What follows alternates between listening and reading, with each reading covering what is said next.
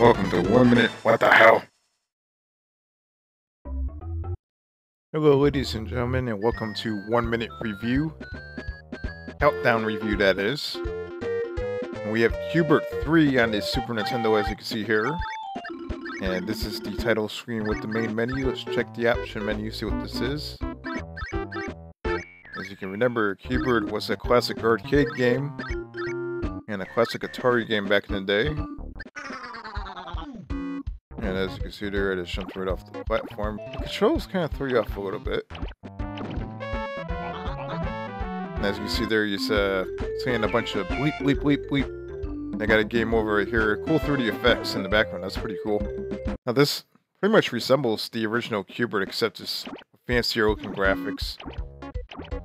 You have to make sure you don't get hit. Listen things up on me.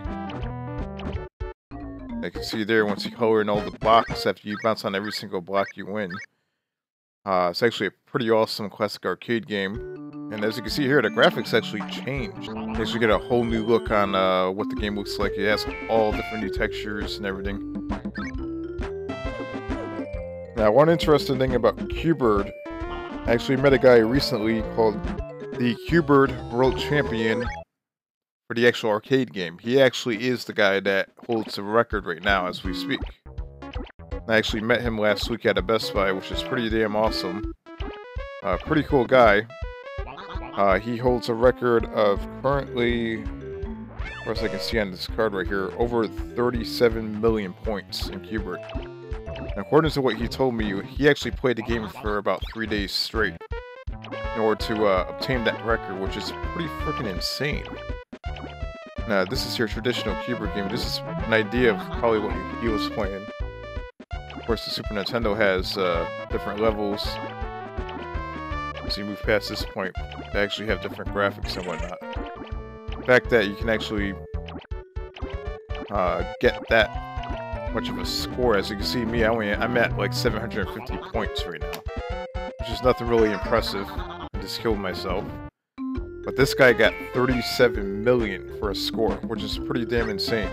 The controls are a little bit awkward on this. You have to really master the controls on this. It's probably easier to play in the arcade. Of course, I was never exactly good at Q-bert to begin with, so it's probably more my fault. Oh, I have one block left. Oh, I have one block left. There we go. We're moving on to the next level.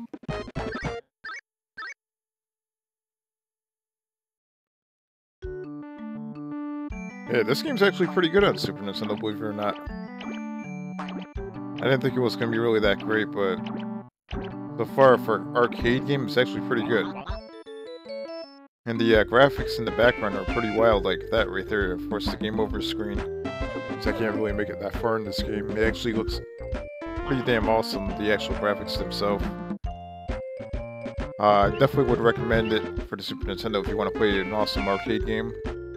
Probably not as good as the original Q-bert, but still a pretty decent game. And once again, I'm giving a little shout out to George Leutz, the guy that actually holds the record for Q-bert, the arcade game itself. Over 37 million points. Freaking insane.